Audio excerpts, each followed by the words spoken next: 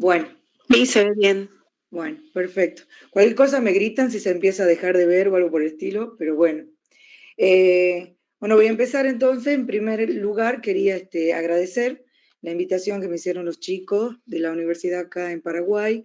Yo estoy desde el fin de semana en Paraguay dictando un curso y la idea era dictar esta charla el martes, pero bueno, hubo algunos inconvenientes acá con represión en los estudiantes, con la policía, algo que en Argentina estamos bastante acostumbrados y parece que está en toda Latinoamérica, pero bueno, finalmente se dio la charla el jueves, así que bueno, agradecerle a los chicos y empezar dando esta charla, que más o menos lo que mi idea es contarle un poco cómo ha transitado mi vida dentro de la biología y cómo aparecieron los murciélagos en ese paso de mi carrera. Para empezar, desde chiquita siempre me gustó la biología y en el patio de mi casa buscaba los insectos en ese momento y me gustaba estudiar las estructuras y verlas y dibujarlas, así que parece que la taxonomía, sobre todo, ha estado muy presente en mi vida desde el principio. Así que bueno, he seguido con eso, pero con animalitos un poco más grandes. Recuerdo que en ese momento yo siempre dije que quería ser bióloga, pero por suerte en mi casa sí me dejaron serlo, porque en el colegio me decían, ¿para qué bióloga? Después vas a ser profesora, no entendían que se puede hacer investigación dentro de esto, pero que es complicado, vamos a ir viendo todos los sucesos que fueron ocurriendo. Después de mi carrera de biología, cuando me recibí y era licenciada, mi idea, yo soy de un pueblo de Salta y me fui a estudiar a otra provincia que es Tucumán, y pensaba terminar mi carrera y volver a Salta a estar con mi familia y seguir la carrera, pero se dio la posibilidad en el 1992 de entrar a mi grupo de trabajo, el PIDBA, el Programa de Investigación de Biodiversidad Argentina, desde el que estoy en el año 92 hasta la actualidad. En ese momento, se nos ven muy joven, ahí estoy yo con el pelo muy corto, el doctor Barque y otros chicos, la mayoría ya no está dentro del programa, el programa fue cambiando de gente, pero ahí seguimos, a pesar de todas de las dificultades.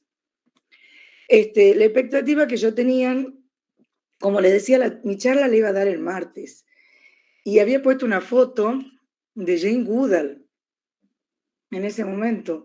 Y miren, ahora ya no está más, murió el 1 de octubre, justamente el Día de los Murciélagos, que estábamos todos de festejo por el Día Latinoamericano y del Caribe para la conservación de los murciélagos, y ella murió. Expectativa, y había puesto también de Diane Fossey. ¿Por qué? Porque me gustaban los primates. Mi idea era estudiar justamente primates. No es un muy buen lugar Argentina con las pocas especies que tiene justamente de monos, pero al menos no quería estudiar ballenas, como pasa muchas veces en la gente del norte, que quieren estudiar ballenas o delfines. Y lo que terminé haciendo es esto. Terminé trabajando con murciélagos. El desafío fue lo que me presentó en ese momento el director para trabajar, fue los mamíferos de Jujuy. Puse esto porque como muchos de los chicos que van a ver esta charla son de Paraguay, pueden ubicarse en Argentina, lo que es el noroeste de Argentina, que está integrado por todas estas provincias, Jujuy, Salta, Tucumán, Catamarca y Santiago del Estero, y esto es lo que se llama el noroeste de Argentina. Hasta ese momento se habían estudiado algunos mamíferos de algunas de las provincias, ya se conocían más o menos los mamíferos de Salta, los mamíferos de Tucumán. Después, cuando yo estaba durante mi tesis, en el año 97, salen ya los mamíferos de Catamarca. Entonces, Jujuy quedaba ahí como un agujero, y es una provincia que está en el límite con Bolivia, una provincia muy chiquitita, que es esta. Y este es el mapa que me entregó el doctor Barque y me dijo, tenés que estudiar los mamíferos de esta provincia porque no se conoce absolutamente nada. A pesar de que una provincia muy chiquita tiene muchos ambientes diferentes, tenemos el ambiente de Yunga que está en toda esta zona, y a medida que vamos subiendo tenemos la Puna y toda la zona andina. Pero estudiar todos los mamíferos, sí, yo dije, todos los mamíferos, sí, todos los mamíferos. Entonces, bueno, era, realmente agradezco haber hecho esta tesis porque me he formado como mastozóloga, no solamente en un grupo, pero la verdad es que ha sido un desafío bastante grande, había que aprender a diferenciarlos, determinar qué especies ya estaban citadas, cuál era su distribución, era buscar literatura. Y no es como ahora que uno entra al Google y busca y empiezan a bajar todos los trabajos, sino que era ir a la biblioteca, sacar los trabajos, buscar la literatura dentro de cada uno de los papers que uno iba viendo, buscarlo, a veces pedirlos por correo porque no estaban en nuestras bibliotecas, y aprender a diferenciarlos. Y ahí también, ahí empezaron a aparecer los murciélagos, pero eran todos, todos, y aprender a diferenciarlos a cada uno y ver dónde estaban. Parecía que la tesis iba a ser realmente interminable. Entonces había que visitar, aparte de toda la búsqueda de literatura, tenía que visitar las colecciones para ver qué es lo que estaba citado, ver si estaba bien citado. Y por suerte logré obtener una beca del CONICET para hacer este doctorado, que es una ventaja muy grande que tenemos en Argentina y que a veces no realmente no valoramos el sistema ese que tiene, aunque ahora está bastante bastardeado con el nuevo gobierno, pero bueno, en esa época logré, no saben lo que es tener una beca para los chicos que no conocen el sistema, tener una beca para dedicarse exclusivamente al doctorado, es una gran cosa. Entonces yo con esa beca pude empezar a trabajar, y como le decía, buscar la literatura, empezar a leer y a buscar y sacar, estudiar las colecciones. Es una colección de Buenos Aires, donde íbamos y teníamos que sacar todos los animales y estudiarlos, ver qué eran, diferenciarlos, ver si estaban bien identificados y sacar todos los datos de localidad, de medidas, etcétera, etcétera, etcétera. Los campamentos realmente eran un desafío, hemos pasado por distintos tipos de vehículos que se iban muchos de ellos rompiendo. Miren lo que era ese lugar, cuando hemos llegado a hacer los muestreos de la puna, porque hacer muestreo en la selva es una cosa, hacer muestreo en la zona de altura es otra completamente distinta. El desafío no solamente del campamento, sino el desafío de la preparación de los animales, de la colecta de los animales. Se ponen muchas trampas, se colecta muy poco, se quiere procesar y el viento no te deja sacar los datos. Y uno está en medio de la nada, pasan vehículos cada tanto. Ahí hemos sacado habíamos puesto las dos carpas juntas y un techo, y cuando sacamos estaba toda la escarcha, un frío tremendo, íbamos a levantar las trampas y quedábamos con los dedos pegados en la Sherman, y la combi que ven que está acá atrás estaba rota, entonces teníamos que esperar que alguien nos vaya a buscar porque el vehículo no funcionaba. Y una de las chicas que teóricamente volvió para mandarnos ayuda nunca se acordó de decir que estábamos varados ahí en el límite entre Salta y Jujuy. Este es otro campamento, ya teníamos otra camioneta, que esa fue al final de mi doctorado, que servía bastante, ahí está de nuevo, tratando de protegernos los pocos lugares que había en la roca. Esto ya en Yunga, parece que nos estábamos incendiando, son los mosquitos, tratando de que no nos picaran, pero eso ya es Yunga, que es mucho mejor. Está la combi de nuevo, en medio de la nada, una combi quedada otra vez apunada, no avanzaba. Ahí está la camioneta, esa camioneta fue realmente buenísimo para poder terminar el doctorado, pero no era 4x4, o sea que la tuvimos que sacar 2 o 3 veces de que se quedaba. Y los campamentos de más cerca, esto también en la Puna, muchísimo frío, poniéndonos todo lo que teníamos, porque nosotros en el campo en esa época usábamos la ropa vieja que teníamos, no se compraba ropa de marca ni nada por el estilo, como yo veo que algunas generaciones ahora lo tienen, y la mesita en medio de la nada, o buscando ese yunga, siempre tratando de poner un techito, hay otra tratando de taparnos del viento, con distintos chicos poniendo redes. Miren, ahí tenía 2 años, me parece. ¿Cómo pasó el tiempo, por favor? Preparando, y es el doctor Várquez también preparando en la yunga. Pero esos eran animales chiquitos. Yo no solamente trabajaba con micromamíferos, también trabajábamos con los mamíferos medianos y los mamíferos grandes. Por supuesto, los mamíferos grandes era únicamente lo que eran las huellas, lo que estaba en colecciones o las observaciones, pero hemos preparado algunos mamíferos más grandes, como marsupiales, y en este caso un zorro. También se procesaban. y bueno, ahí cocinando en el campo y el doctor Barque arreglando los palos que teníamos de aluminio, porque esa es otra cosa, también es caro la parte de los muestreos, sobre todo lo que es redes de niebla y lo que son trampas.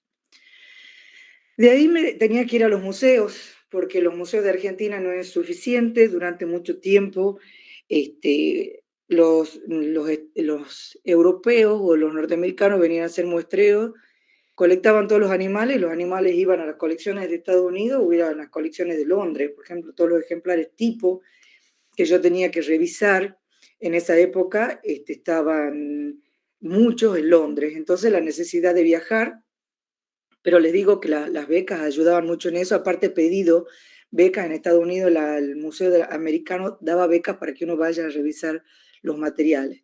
Entonces inicialmente fui al Oklahoma, que es con los profesionales que estuvimos trabajando por mucho tiempo, es el museo nuevo. A mí me tocó recién llegar primero a la caballeriza, le decían al Museo Viejo de Oklahoma, pero después se armó ese museo tremendo en Norman, Oklahoma. Había mucho material por proyectos que pasaron a Argentina y muestrearon en Jujuy. Después pasé al American, donde tenía esa beca que yo le decía para revisar material, que estuve 2 semanas en Nueva York revisando el material, y finalmente Londres. Les cuento que en ese momento yo el inglés que hablaba era el inglés del colegio, y la verdad que no sé cómo sobreviví a eso, pero llegué, pude revisar el material y volver sana y salva con toda la cantidad de datos que había para revisar. Y este fue el resultado. Mi tesis doctoral, que bueno, fue presentada en el año 99 y también sacamos una guía, igual que la guía que les mostraba al principio de Salta, de Tucumán, surgió la guía de Jujuy. Jujuy tenía, estos fueron los resultados, se registraron 155 especies de mamíferos repartidas dentro de los órdenes, y ahí tenemos los murciélagos, 36 especies de murciélagos, que le puse dos para que, resaltando, por ejemplo, el que está, el Noctilio leporinus, que está de este lado, a las alas abiertas. El noctilio no se había colectado hacía 40 años en Jujuy. Había en una sola localidad y nosotros lo volvimos a colectar. Y como eso agregamos muchas especies, no solamente a Jujuy, agregamos nuevas especies al país. La verdad que fue una cosa muy interesante dentro de los murciélagos, y encontramos otro de esta que es un género que se llama Stiotus, que tiene esas orejas tan grandes, y registramos el primer Stiotus velatus para el noroeste de Argentina, estaba citado únicamente para el NEA, y como esos varios ejemplos de especies que pudimos agregar a la Argentina o a la región. Bueno, pasé mi beca y ahora terminé mi doctorado en tiempo y forma con la beca. Traté de tener una beca postdoctoral y fue una de las peores épocas que tuvimos en ciencia en la Argentina. Parece que ahora estamos volviendo nuevamente y prácticamente nadie obtenía becas postdoctorales, no se podía ingresar a carrera, en las universidades era difícil de entrar. Entonces no tuve otra opción y tuve la gran suerte de conseguir trabajo afuera del país. En ese momento yo tenía 30 años y bueno, uno dice, sí, me puedo ir. Ya a esta edad no lo haría. Entonces tuve la posibilidad de ir al San Noble Oklahoma Museum of Natural History en Norman, Oklahoma, que estuve ahí trabajando para ellos un año en Argentina, y en el 2001 me fui directamente a Oklahoma a trabajar. Mi postdoctorado era todos los mamíferos de Argentina, tenía que revisar todas las colecciones cada vez más grandes, tenía que revisar más cosas. Estando en Oklahoma, no tuve la posibilidad de seguir trabajando ahí en ese tema, y me salió la posibilidad de hacer otro postdoctorado en el Texas Tech University en Texas, pero para trabajar en Perú. En la selva amazónica peruana había un proyecto muy grande que se iba a desarrollar, y iba a trabajar 2 años en Perú, y después al final me quedé 2 años más ya trabajando para la Universidad de San Diego en Iquitos, Perú, que ya le voy a mostrar un poco eso. Entonces estaba en Oklahoma, que le dicen la sartén por la formita que tiene el estado de Oklahoma, que es un estado muy conservador en Estados Unidos. La verdad que fue una experiencia que me ayudó, bueno, a mejorar mi inglés, por supuesto, que tenía un inglés tremendo, iba a estudiar ahí. Y de esa Oklahoma, que más o menos lucía, porque no es estar en Nueva York, es estar en un lugar muy distinto de Estados Unidos a lo que uno se imagina, son pueblos los que hay ahí. Y este es el aspecto que tenía Norman. Ahí está, este es el campo universitario, y aparte un lugar donde tuve la posibilidad de estar con nieve, que yo vivo en el noroeste de Argentina, la nieve únicamente que suba al cerro o eventualmente, pero ahí sí los inviernos eran bastante crudos y hay mucho viento en Oklahoma. Las películas de los tornados son justamente típicas de ahí, de esa zona, que tuve una sola alerta de tornado que casi me muero, por suerte no pasó por Norman, pero eso fue un cambio muy distinto, con una idiosincrasia muy distinta a la que estamos acostumbrados los latinos. Los estadounidenses son muy, muy individualistas, y encima yo estaba en un lugar donde los latinos no había una gran cantidad, no había una comunidad de latinos donde uno se podría refugiar como hay en otro lado como California, Nueva York. Y la verdad que yo no encajaba mucho en eso, así que cuando me dijeron, te podés ir, Iquitos, inmediatamente no dije que no. Ese era el campus, esa era la universidad de Oklahoma. Y pasé de esto a Iquitos, en medio de la selva amazónica, más o menos una cosa así, ¿no? Ahí está Iquitos, está el río Amazonas, y volé hacia ahí. Mucha gente me decía, ¿qué vas a hacer metida ahí? Pero bueno, yo estaba fascinada y me encontré con esto, completamente distinto, el ambiente, la gente, el ruido, todo. Adaptarse ahora a Iquitos, selva amazónica, con la misma temperatura casi todo el año, 30 grados, así, constante. Otro tipo de transporte, ahí he aprendido, mira, al lado del río, todo lo que es la villa, ahí andan lo que se llaman los motocarros, que son muy típicos de toda la zona amazónica, no solamente de Perú, sino de Colombia, de Venezuela. Todo el mundo anda en eso, había muy pocos vehículos, y al principio nuestro muestreo lo hacíamos en motocarro o en combis, nos llevaban. Ahí tienen mucho ruido, mucho movimiento, y si no, también andar en los barquitos, también es típico. El río, es una belleza.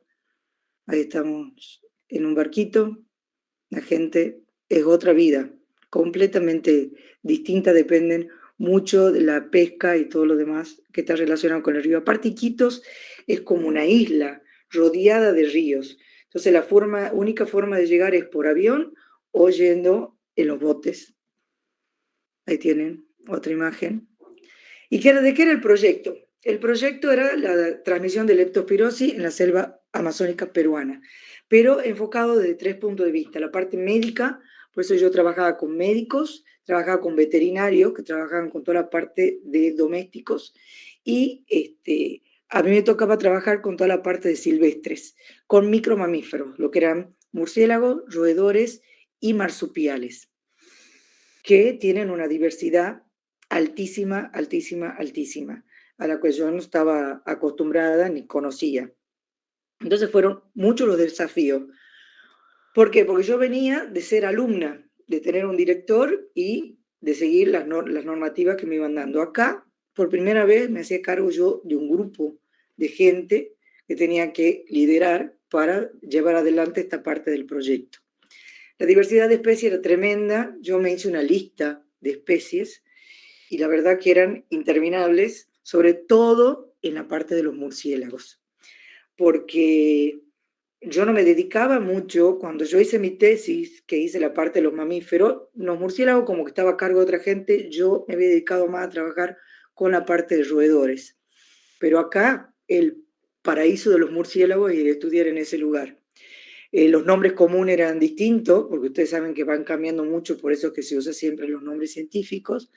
Había que organizar, llegamos y era un salón vacío, con las trampas, con las redes, teníamos todas las facilidades, pero había que armar el laboratorio de cero. Por suerte, los latinos estamos muy acostumbrados a trabajar, como nosotros decimos en Argentina, latamos con alambre, y a trabajar de cero, porque los gringos que venían llegando no entendían bien qué pasaba, que no había una mesa, ni había silla, ni había nada, había que organizar todo. Así que se armó un laboratorio impresionante entre la gente de Perú que estaba ahí.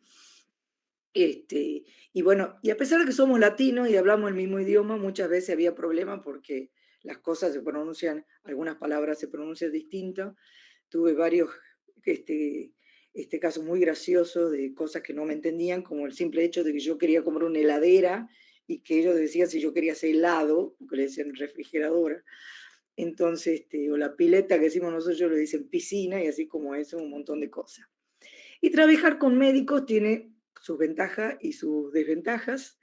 Entre las ventajas, por ejemplo, este proyecto tiene muchísimo dinero porque cuando uno trabaja con humanos y trabaja en salud, tiene ese tipo de cosas, que los presupuestos son muy altos, no como nosotros que trabajamos únicamente con la parte de animales. Y las desventajas que ellos no entienden muy bien, que era trabajar con los animales. Por ejemplo, una de las médicas me decía, bueno, vos tenés que sacar los riñones, porque yo tenía que extraer los riñones de los animales para que de ahí se pueda aislar las bacterias. Y ella me decía, ¿qué va a hacer? Una operación y le extraes un riñón y se libera. Y yo decía, imposible, nosotros tenemos que sacrificar los animales y sacarle los riñones. Entonces, bueno, hay de todo un poco. Y esa es la diversidad de murciélagos con la que yo me he encontrado. Animales con línea que no tenían nada que ver uno con otro, aprender a identificarlos, realmente fue un verdadero desafío. Pero es realmente fascinante porque todo lo que cae puede ser nuevo, todo hay que tratar de identificarlo. Y al principio yo esto todo con línea lo veía todos iguales y después cuando aprendí a identificarlo, los retaba a mis estudiantes cuando se equivocaban entre uno y otro.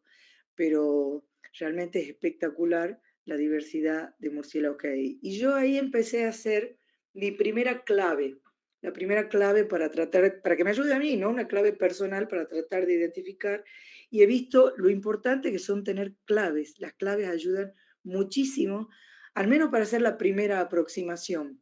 Por eso después me he dedicado mucho a trabajar en ese aspecto, en tratar de hacer claves para que la gente pueda identificar los animales más fácilmente o al menos se acerquen, se aproximen a la identificación. Y volvemos al mismo problema que tenía yo en Argentina, las mismas cosas nos pasó acá. El transporte, cuando yo he llegado a Iquitos no había muchos autos, eran más los motocarros, eso que les mostraba, o las combis que transportan a la gente a lo largo de la carretera que hay ahí. Entonces los primeros muestreos poníamos las trampas en los motocarros para subir o en las combis. Hicimos esas bolsas para llevar las Tomahawk, porque yo trabajaba con las trampas Sherman y las trampas Tomahawk, y había que transportarlas para poníamos 300 trampas de cada una en total, porque se trabajaba en lo que era la selva en buen estado de conservación dentro de lo posible, un ambiente secundario y lo que era cultivo. Entonces teníamos que comparar los tres ambientes, trabajando tanto con micromamíferos terrestres como con los voladores. Entonces, transportar estas trampas y las Sherman, que saben cuando ya son 100 Sherman juntas, son bastante pesadas. Entonces hemos ido tratando de adaptarme de los otros tipos de muestreo que teníamos a esto. Aparte nosotros íbamos y volvíamos, no nos quedábamos, no acampábamos como yo había hecho durante mi tesis, sino que iba y volvía al laboratorio porque teníamos que llevar los animales vivos para poder extraerle los riñones e inmediatamente pasarlo al laboratorio para que se hagan los análisis. Entonces era un trabajo completamente distinto. Las redes se ponían y después se llevaban los animales y se procesaban al otro día en el laboratorio. Después nos compraron la camioneta. Eso es lo que yo les decía, la ventaja de trabajar con médicos porque son proyectos de mucho dinero. Entonces nos llegó por avión a Iquitos esta Toyota 0 kilómetros 4x4 y bueno, el mundo se abrió porque podíamos hacer todo tipo de muestreos sin depender del vehículo, porque a la noche era el problema muchas veces que los vehículos nos llevaban y después estábamos rezando para que nos vayan a buscar, porque si se quedaban había que pagarles mucho más. Entonces esto realmente nos abrió el cielo para los muestreos. Y ahí están los chicos con las trampas y todos preparando para el campamento. Esos son algunos de los inconvenientes que uno tiene en Iquitos porque llueve muchísimo. Entonces, bueno, algunos de los inconvenientes que uno tenía. También hicimos muestreo en otros lugares que era cruzando el río, un lugar que se llama Padre Cocha, frente a Iquitos. Entonces era el transporte. Y bueno, y después llevar las cosas también, las redes, todo lo demás para colocar. Ahí estamos yendo, para poner las redes adentro con todos los palos. Llevaba y los lugares, para que más o menos vean. Iquitos, el pueblo de Iquitos se conecta con otro que se llama Nauta a través de una carretera, que eso abrió mucho las posibilidades de destruir el ambiente, aparte de, bueno, la facilidad de la gente que se transporte y vaya a cada una de las villas que hay ahí. Pero realmente lugares, durante los 4 años que yo estuve ahí, hay lugares a los que yo trataba de volver para volver a muestrear y ya no existía. Es el problema que trae este tipo de cosas cuando se abre una ruta. Y este es el tipo de ambiente cuando uno entraba, porque tengo una idea de lo que era la selva. Yo la selva que conocía era la selva de Yunga, la selva amazónica es completamente distinta, los árboles son muy, muy altos, ya van a ver, y la vida es en el dosel. Los animales están en esa zona de altura. Ese es un ambiente, por ejemplo, este es un ambiente secundario, no es la selva amazónica típica, sino que es una zona que está en crecimiento la vegetación. Y bueno, las zonas estas con lagunas y eso es constante. Este, Esta, por ejemplo, de acá se saca el aguaje, que es un fruto que se come mucho ahí, también esos grupos de palmeras se ven así, y ahí suele haber muchos murciélagos, se pueden encontrar muchos refugios, que fue otra de las cosas que he aprendido estando ahí, la búsqueda de refugio de los murciélagos. Para que vean esto, una selva ya más abierta, que un mejor estado de conservación, ya se empiezan a ver más los árboles. Miren, estos árboles grandes, estos que están acá, son los más típicos de la selva, una buena selva amazónica, ¿no? Ahí tienen otro, y que suelen ser estos troncos, suele estar apoyado murciélagos de una familia que se llaman embalonúridos, que ya les voy a mostrar, suelen apoyarte sobre esos troncos. Y miren, ese es el avance, lamentablemente, gracias a la carretera que se abrió, se bajaban mucho para poner cultivo. Los cultivos no son muy grandes, no son a gran escala, pero van haciendo vacíos, van creando muchos vacíos dentro de la vegetación. Esto, por ejemplo, es un ambiente secundario. Ahí están creciendo los arbolitos, entonces mucho más cerrado. Y esos serían los ambientes de cultivos que están en medio. Como ven, no son muy grandes, pero abren un vacío muy grande dentro de la vegetación. También hacíamos muestreo en zonas urbanas o periurbanas, que hemos colectado cosas muy interesantes. Hay mucha gente que no le gusta hacer este tipo de muestreo, pero yo aconsejo, porque muchas veces hay especies de murciélagos que están en esta zona, porque los pobres murciélagos, los insectívoros, se tienen que adaptar a esto, que son los que más... En la selva de Yunga se encuentran los insectívoros y se encuentran también frugívoros y nectarívoros en esta zona porque están metidos en medio de la selva. Y realmente son buenos ambientes para muestreo. Bueno, con esto nos encontrábamos constantemente las aberturas de la selva y estas quemas que también se hacían, porque se cortan los árboles, después se hacen las quemas, y he visto mucho avance en estos 4 años que yo he estado ahí, pero hay una reserva grande ahí que se llama de Alpaguayo Millana, que es una de los que daba prácticamente como un parche único de vegetación natural en esa zona. Bueno, nuestros campamentos sí, estos eran parecidos, solamente que el campamento que hacíamos en Iquitos, nosotros llegábamos, armábamos el campamento, se hacía el muestreo, se levantaba todo, 2, 3 de la mañana, se volvía con el material, no nos quedamos ahí. En el caso de los roedores, se marcaban las transectas, se ponían las trampas y se muestreaba durante 7 días, se iba y se volvía buscando los animales. Entonces, completamente distinto. Hay que tener mosquitero, porque es tremendo los mosquitos. Ahí hay malaria, hay leptospirosis, hay dengue, hay lo que ustedes quieran, hay ahí. Por suerte, no me he tocado nada, no lo puedo creer todavía. Sobreviví 4 años sin ninguna de estas, que me agarre ninguna de estas enfermedades. Muchas veces íbamos cerca de las casas de la gente para armar los muestreos. Estas casas, por la subida del río, tienen esos palos, son casas altas, pues después se inundan. Y estábamos en una posta sanitaria, también dejábamos las cosas y se podía armar, también la gente nos permitía armar. Estas, por ejemplo, en estos techos era muy típico encontrar murciélagos, en muy buen refugio para murciélagos. Y las trampas, hemos implementado cosas que yo no había usado durante mi tesis doctoral, son las trampas de caída, que son con los baldes. Pero realmente este tipo de trampa lo que hace es se puede colectar a algunas especies que no se colecta con las trampas Sherman o las trampas jaula. Llevan mucho más tiempo, pero son muy eficientes. Se pone un plástico, el animal lo que hace es golpea en el plástico y lo sigue hasta que cae dentro del balde. Este, hay algunos que usan líquido, formol o ese tipo de cosas para que caiga, sobre todo los herpetólogos, pero en mi caso no usábamos absolutamente nada y tienen una ratita que había caído dentro de la trampa. Y estas son las muestras que sacaban los médicos, esos son los médicos que trabajaban conmigo, que sacaban muestras de agua también para la búsqueda de la leptospirosis de la bacteria. También muestraban la orina de los cerdos, de los perros, de todos los animales domésticos que estaban ahí. Estas son las trampas de altura que colocábamos a media altura y a 14, 15 metros, que colocábamos poca trampa y teníamos mejor éxito de captura que la que colocábamos abajo, que eran muchísimas más. Ahí está. Lo que hacía yo en las de altura era colocar dos trampas, la jaula más la Sherman, para aprovechar mejor el punto donde se colocaba las trampas, y en el cebo, para colocar el cebo, como hay muchas hormigas y lo que no podíamos subir y bajar para colocar el cebo, se pone dentro de una tela. Entonces hemos comprobado que ahí dura mucho más el cebo sin tener que cambiarlo.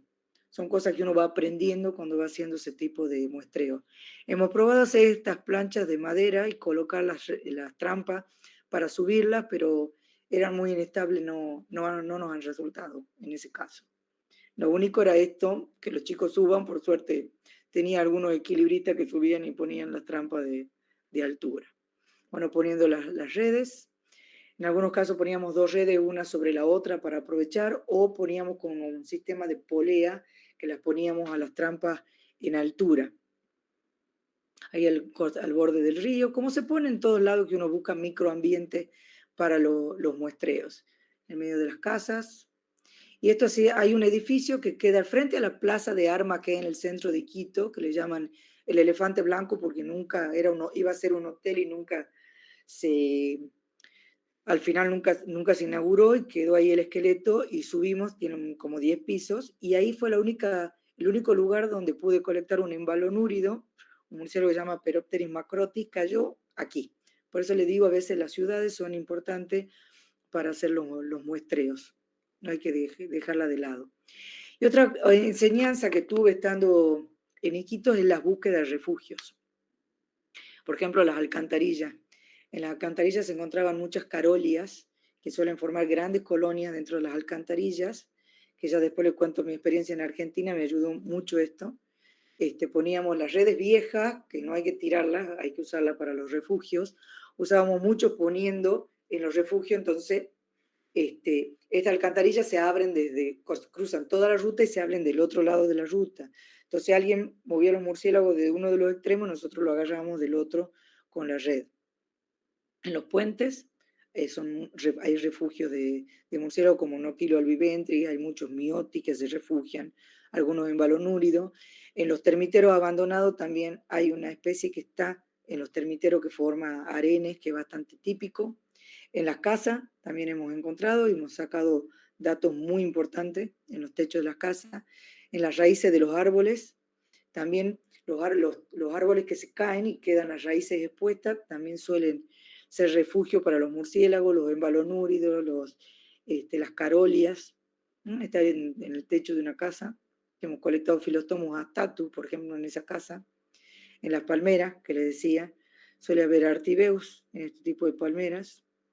Y en las hojas. Nosotros somos los argentinos y en Paraguay también debe ser el mismo problema. Al no tener la selva amazónica tiene estas hojas grandes de liconia o de otro tipo de planta, donde los murciélagos suelen hacer sus tiendas, se llaman murciélagos tenderos, que son unos filostómidos que modifican las hojas para que los murciélagos vivan ahí.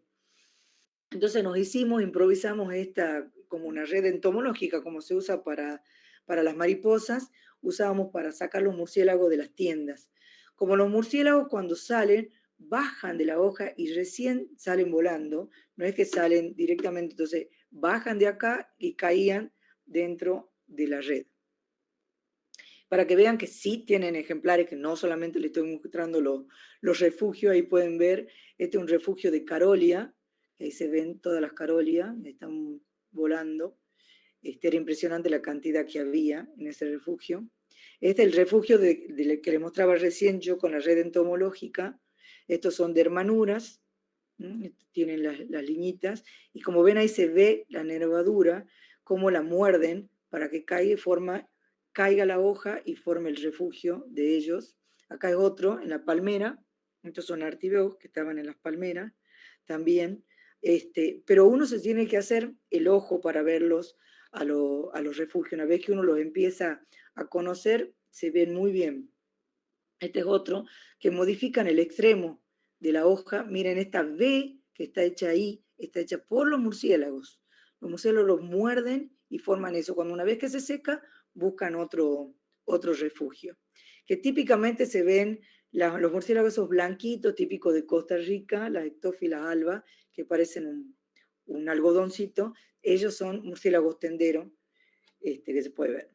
Esto dentro de un tronco hueco, ahí pueden ver, se ve un murciélago, aquí, acá hay otro, no sé si los alcanzan a ver, aquí, acá, todo esto eran murciélagos que suelen estar en los huecos, de los árboles huecos, muchos embalonúridos y algunas tonatia y lofostomas suelen estar en estos troncos.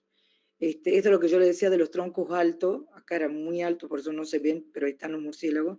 Estos son embalonúridos, que se ven de día perfectamente apoyados sobre el tronco, ahí se los ve, un poco más lejos, están apoyados sobre los troncos.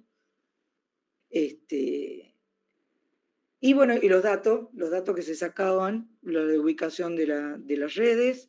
Es importante acá, dictando el curso en Paraguay, me he dado cuenta que no todo el mundo tiene su diario, su cuaderno de campo, que es fundamental, porque uno cree que se va a acordar de todas las cosas que pasan en el campo, pero no es así. Entonces, es fundamental llevar un diario y hacer todas las anotaciones, porque a veces después hay algún dato interesante que puede volver a sus notas y saber muy bien cuál era la temperatura, cuál era la humedad, qué es lo que había pasado, porque uno se olvida de tantos muestreos y de tantos datos. Miren la cantidad de bolsas que teníamos que llevar, ese era dentro del muestreo, ¿no? Sacando ahí es un embalonúrido, que es el único embalonúrido que cayó en una red, porque los otros todos los hemos encontrado en refugio. Por eso acá hay dos especies o tres especies de embalonúridos en Paraguay. Nosotros tenemos una en Argentina y ha sido un muestreo bastante raro porque no volvemos a registrar más.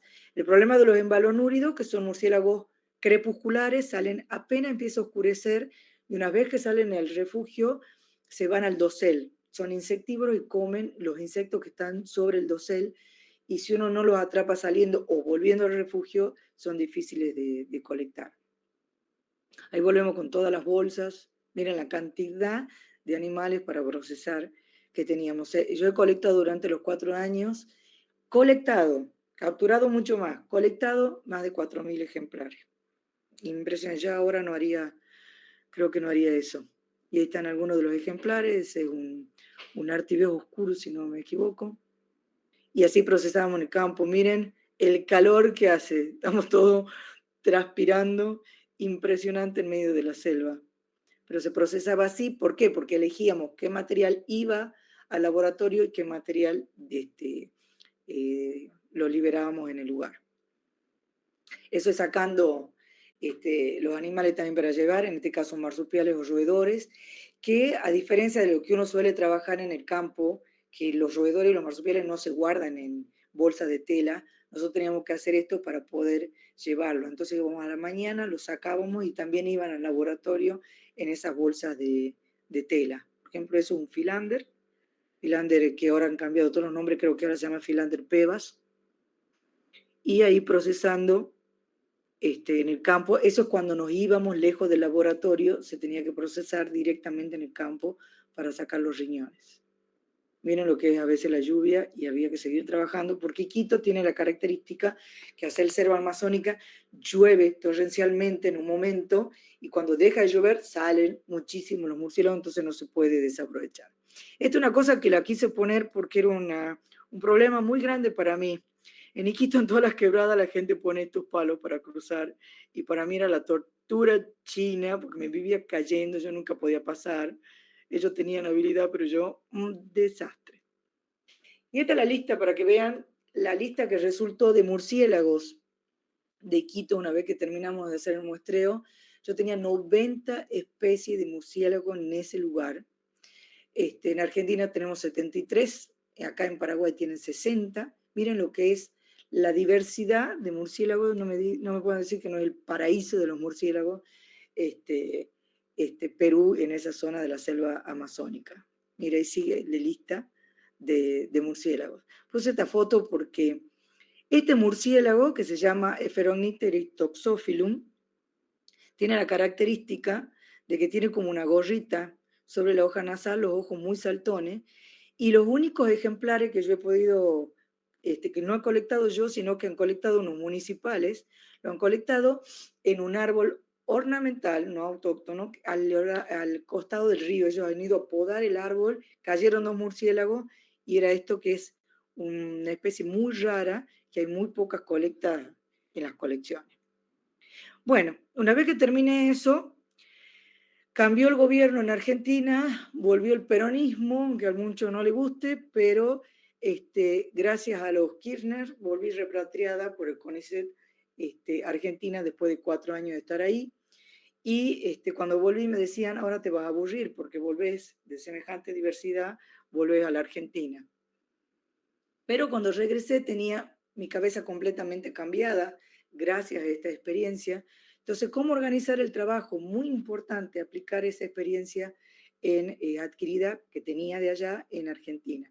Entonces empezamos con la búsqueda de los refugios, que yo le decía, en las alcantarillas, empecé a buscar las alcantarillas en Argentina y encontramos los nectarívoros, que para nosotros tenemos nada más que 2 especies, porque la distribución austral de los nectarívoros, encontramos las 2 especies juntas ahí, con otro filostómido que se llama Micronicteris microtis, que es un insectívoro que saca los insectos de las hojas, es una de las particularidades, que habíamos colectado un ejemplar nada más, eventualmente en una red, en una localidad, y acá encontramos que en el refugio había. Entonces una colonia mixta ahí, y en otras alcantarillas más altas encontrábamos los vampiros.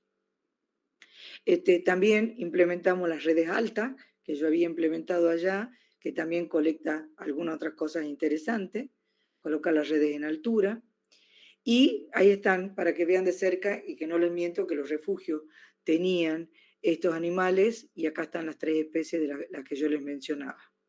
Así que ha sido muy interesante. Y después otro refugio, por ejemplo, nos llevó a colectar esta, que es una nueva especie para Argentina, que es un Nyctinomops, que están las grietas. O sea, los refugios son muy importantes porque ejemplares como que son de una familia como molócidos, que son insectívoros, que vuelan muy alto, a veces son difíciles de colectar. Entonces, la búsqueda de refugio puede ayudar mucho en este tipo de colecta. Esto es Tadarida brasiliense nosotros tenemos el dique Escava en Tucumán, una colonia muy grande de millones de ejemplares. Esta es una filmación para que vean cómo salen los murciélagos dentro del dique. Es una colonia maternal. Tadarida brasiliense es migratoria, va durante el verano a reproducirse en Argentina. Hay varios lugares donde tenemos una colonia Rosario, en una facultad, está la Calera que está en Córdoba, nosotros en Tucumán, y ahora se encontró otra colonia en La Rioja, que son, para los que no conocen, existen los ICON y los ICO, que son sitios de importancia para la conservación de murciélagos y áreas de importancia para la conservación de murciélagos, y esto se ha declarado un sitio de importancia para la conservación de los murciélagos en Argentina. Realmente ahí está en cámara lenta, por eso salen muchos más lentos, pero salen rápido. Bueno, Además, hace muy poco hemos incluido los dispositivos acústicos, que son importantes porque nos ha permitido agregar, por ejemplo, otra especie en Misiones, en el este de Argentina, que está en el límite con Paraguay, que es Promos centralis. Así que es un instrumento muy importante que se puede usar. Yo en Iquitos, por ejemplo, no lo había usado, hubiese sido espectacular si hubiese tenido otros registros. Y en Argentina, que justamente como le decía yo, me decían, te vas a aburrir porque son muy pocas especies, contándoles un poco cómo ha ido evolucionando el número de especies y la importancia de los muestreos, porque yo creo que en Paraguay tienen más de las 60 especies que dicen, entonces es muy importante estudiar. Y miren, en 1930 Cabrera decía que había 29 especies de murciélago, después en el 58 ya sube a 32 especies, Olro Lucero en el 81 a 46, y ahora tenemos Barque, que ha trabajado específicamente en los murciélagos, con su tesis de doctorado, sube ya a 55, o sea, dedicado específicamente a estudiarlo. En el 99, cuando sale el libro de Rubén Barque, ya había 57 especies. Y de ahí empieza el trabajo fuerte del PIDVA y del PCMA, que es el Programa de Conservación de Murciélagos de Argentina, que le ha dado un impulso muy importante al trabajo de murciélagos. Antes en Argentina no se trabajaba tanto con murciélagos. Y tenemos ya en el 2009 ya tenemos 61 especies, en el 20 tenemos 67 especies, se han aumentado muchísimo, y ahora en la última guía que ha salido ya tenemos 73. Entonces ahí se ve cómo han ido subiendo el trabajo, los muestreos, la revisión de material en colecciones también, ha subido enormemente la cantidad de murciélagos. Y esta es la nueva guía que se puede bajar, en ResearchGate está el link que pueden entrar y ver, que tiene una clave que me parece muy importante para la identificación, pero aparte en cada especie hay una pequeña descripción, comparaciones con otra especie y algunos datos o comentarios importantes de alimentación, refugio, literatura que se puede utilizar. Me parece importante que Paraguay tenga una cosa así, haga su clave, haga su guía. Me parece muy, muy importante porque sería una ayuda muy fundamental para los estudiantes. Y otra cosa, y ya lo último, para ir terminando si no los mareo más, para mí fue muy importante la creación del programa de conservación de murciélagos en Argentina. A mí esta idea me surgió cuando vi que existía el programa en Bolivia, entonces cuando volví repatriada a Argentina, se formó este programa que ha avanzado muchísimo desde el 2007 a la actualidad, formamos parte de la red.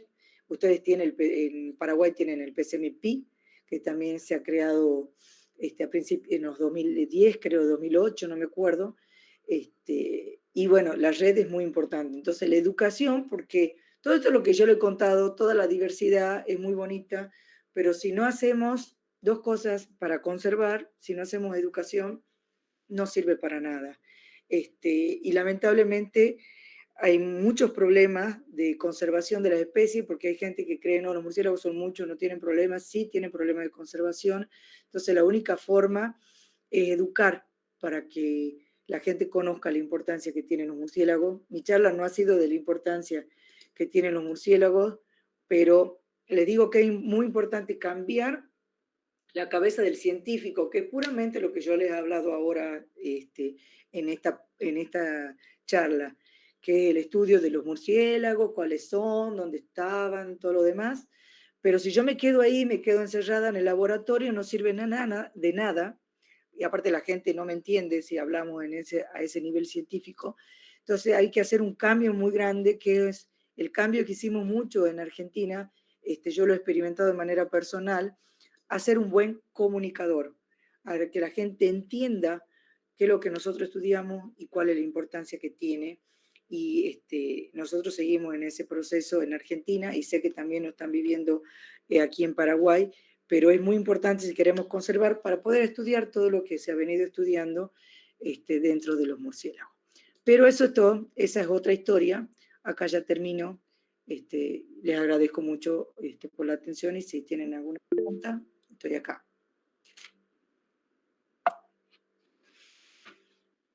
A ver si puedo. Muchísimas gracias, doctora, por tu tiempo y por compartirnos un poco de tu realmente larguísima trayectoria.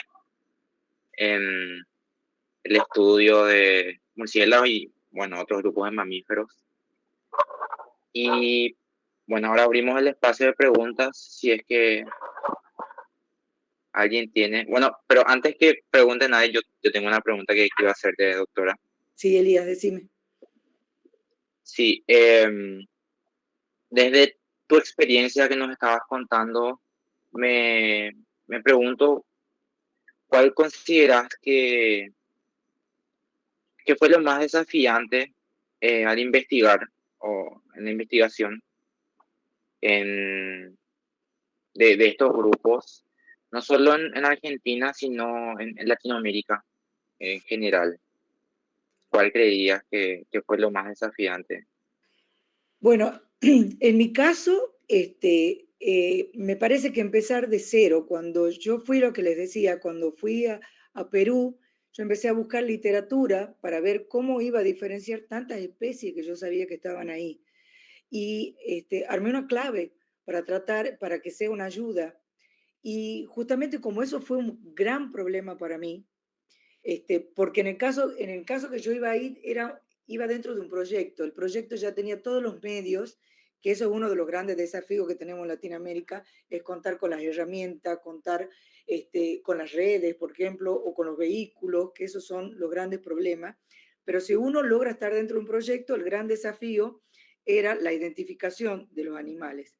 Por eso nosotros con el grupo de trabajo siempre tratamos de que o exista una guía o exista un catálogo para que los estudiantes sean más fácil porque no te va a arreglar el problema, pero te da un indicio para empezar. Y me parece muy importante que yo hoy en el curso también hablaba, durante mucho tiempo nosotros hemos trabajado mirando al norte, trabajando con los gringos, que se llevaban nuestro material y nosotros después tenemos que viajar para allá para poder revisar nuestro material. Entonces me parece muy importante, por ejemplo, acá tienen una colección que están haciendo, tener ejemplares de referencia que uno cuando va al campo y los tenga puede entrar. Ahora ustedes tienen esas herramientas que la hemos elaborado, que son las claves. Entonces tienen eso, pero es necesario tener dónde ir y ver esos ejemplares de referencia. Entonces, tener colecciones propias y lograr que los gobiernos ayuden a mantenerla, me parece que es lo que viene a futuro. Y el desafío que ustedes tienen acá en Paraguay en particular, tener su propia colección y con su gente, porque esa es otra cosa. En muchos lugares, gente que venía a estudiar tu fauna y se iba.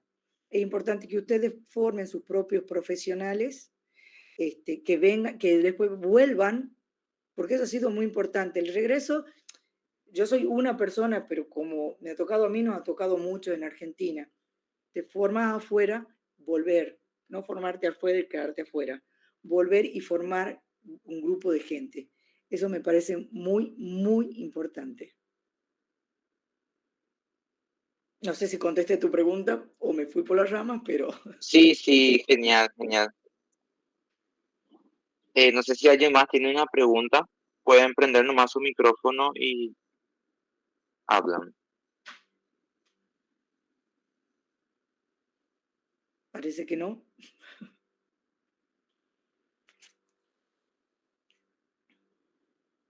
¿O han entendido todos están dormidos? Ah, no, ahí está. Miriam. Sí, Miriam. Hola, ¿qué Hola, tal? ¿qué tal? ¿Con ejemplares de acá trabajaste con algún museo que se encuentra acá en Paraguay? Bueno, mira, justamente esta semana yo vine a dictar un curso en la universidad, justamente sobre colecta, preparación de ejemplares, porque es muy importante que los ejemplares, cada uno de los ejemplares que uno colecta, tiene que estar dentro de una colección eternamente. Y si uno, cuando lo procesa, al sacar los datos y al prepararlo, no lo hace de manera correcta, ese animal se termina perdiendo. Entonces, la idea es que se trabaje de una manera sistemática con cada uno de los ejemplares. Entonces yo vine a trabajar con los chicos que están trabajando ahora con micromamíferos, con murciélagos, y estuvimos revisando la colección que hay acá en la facultad, que hay animales de proyecto, tienen una colección. Pasa que a veces no hay espacios, pero El problema que tuvo Paraguay, yo me voy a meter a hablar, si hay mucha gente de Paraguay acá que está, si quiere hablar y explicar de su punto de vista lo que yo veo desde afuera, es que han habido, lo que yo decía, mucha gente que vino a trabajar acá, colectó muchos ejemplares y se los llevó a los Estados Unidos. No los dejó acá. Por eso ustedes no tienen una colección grande. Pero me contaban de que, por ejemplo, el doctor Robert Owen, que trabajó muchísimos años acá, que tiene una colección muy grande de micromamíferos, él tiene intención de depositar el material en una colección acá en Paraguay. Pero no hay una colección donde él la pueda depositar en este momento. Pero la idea, lo bueno, que la gente, las autoridades que están en la facultad, que están en la universidad, quieren hacer eso. Y están yendo hacia ese camino, porque ustedes tienen la posibilidad de tener una colección muy grande. Hay muchos mamíferos que tienen como localidad tipo Asunción, Paraguay, pero los animales no están acá, ustedes no tienen esos representantes. Nosotros también en Argentina, si queremos ver nuestros tipos, nuestros holotipos, nos tenemos que ir al extranjero, a Estados Unidos, a Londres. Entonces, yo creo que van por ese camino. Nosotros eso ya lo hemos vivido hace unos años atrás, en los 90, estamos en la misma etapa que a mí me parece que están ustedes ahora. Hay mucha gente de Paraguay que está trabajando, se está formando, se está doctorando y tiene la posibilidad de preparar estudiantes, porque para tener una colección tenés que tener gente que sepa trabajarla, que sepa tomar los datos y que sepa mantenerla. Pero sí, me parece que van en ese camino.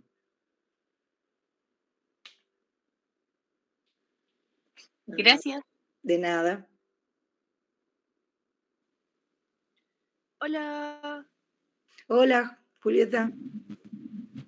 ¿qué tal? Quería saber, vos estabas hablando también de que lo importante es enseñarle a las personas sobre cómo proteger o conocer a los murciélagos. Sí. Y quería saber, por ejemplo, qué estuvieron haciendo allá para representar eso.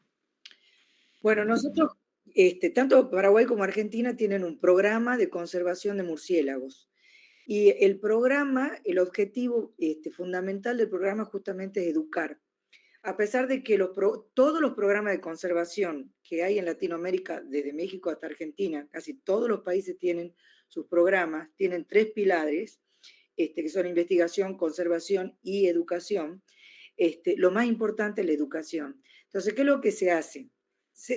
Perdón, se dan charlas en distintos niveles de educación, en escuelas primarias, secundarias, en la universidad, tratando de contarle a la gente por qué es importante conservar los murciélagos. Desde mi punto de vista, lo más importante es empezar con los niños, porque los niños sí tienen una cabeza abierta para tratar de entender lo que uno le está diciendo. A los adultos muchas veces vos le decís murciélago y la primera reacción es que no le gusta, que no le hables, que eso le parece un asco, y en cambio los niños sí tienen esa posibilidad y abren su cabeza. Entonces es muy importante dar charlas, poner estanes donde la gente pueda ver y se acerque y uno le dé la información de la importancia que tienen. Que los murciélagos no son plagas, que los murciélagos son beneficiosos para el humano. Entonces tratar de contar esto para cambiarles la cabeza. Y algo muy fundamental, la gente que saca los fumigadores, que van a las casas desde las cucarachas, las ratas, llegan hasta los murciélagos. Ellos consideran que los murciélagos son plagas. Trabajar con esa gente para que, yo entiendo que la gente no quiera vivir con los murciélagos en su casa, pero tratar de sacarlos aplicando, hay un protocolo que sigue todo REL con todos los programas, se llama protocolo de exclusión de murciélagos, donde vos podés sacar los murciélagos de tu casa, pero no lo tenés que matar. Entonces, tratar que ellos empiecen a cambiar su cabeza y entender que los murciélagos son animales silvestres y que están protegidos por ley, que no se pueden matar así indiscriminadamente sin ningún problema. Y que los murciélagos también tienen problemas de conservación y están amenazados. Mucha gente no tiene idea de eso. Para nosotros la peor amenaza que sufre un murciélago es el desconocimiento. Entonces me parece que la educación es fundamental. Nosotros en Argentina trabajamos con delegaciones a lo largo del país, porque nuestro país es muy largo. Entonces necesitamos trabajar que cada provincia, Paraguay está dividido en departamentos, nosotros estamos divididos en provincias. Entonces muchas de las provincias tienen su delegación y cada uno de esos trabaja. Por ejemplo, ayer, que fue el 1 de octubre, el Día Latinoamericano y del Caribe de los Murciélagos. Ese día, todos los programas a lo largo de Latinoamérica hacen actividades. ¿Para qué? Para concientizar a la gente. Y realmente, a pesar de que parece que es un granito de arena, uno va cambiando la cabeza de la gente haciendo educación. Acá existe un programa de, si a vos te interesa ese tema, te podrías acercar. Acá está escuchando la charla, está Gloria González de Weston, que ella es la coordinadora del programa, y siempre cualquier persona, no necesita ser biólogo, necesitas tener las ganas de conservar los murciélagos y te podés acercar al programa para ayudar en eso, porque cuanto más manos, mejor. Sí. ¿Cómo me puedo comunicar con ella? Gloria. Gloria está por ahí. ¿Qué tal? Sí, acá estoy. Estamos en el programa de conservación de murciélagos del Paraguay. Tiene su sede, está en la Facultad de Ciencias Exactas y Naturales de la Universidad Nacional de Asunción. En el Departamento de Biología estamos. Tenemos nuestras redes sociales que nos pueden seguir. Estamos como Bopi Paraguay Relcom.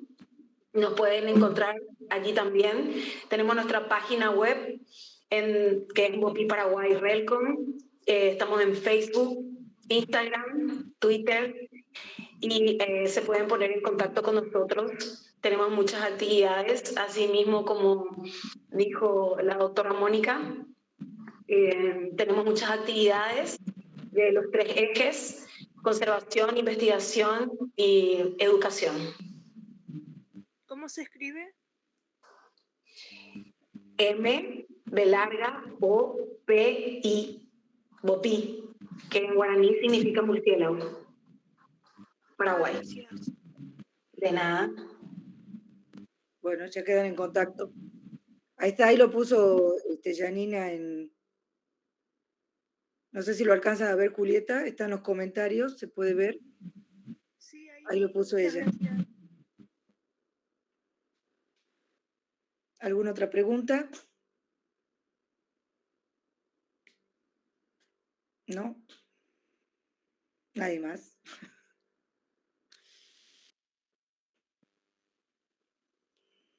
Bueno, si ya no hay preguntas, entonces te agradezco nuevamente, doctora, por tu tiempo, por compartir con nosotros. Realmente un honor contar contigo en esta charla. Y le agradecemos también a todas las personas que estuvieron presentes. Sí, muchísimas Y así gracias. cerramos. Sí. Perfecto. Muchísimas gracias por la invitación y a todos los que se hicieron un tiempo para escuchar. Muchísimas gracias. Nos vemos.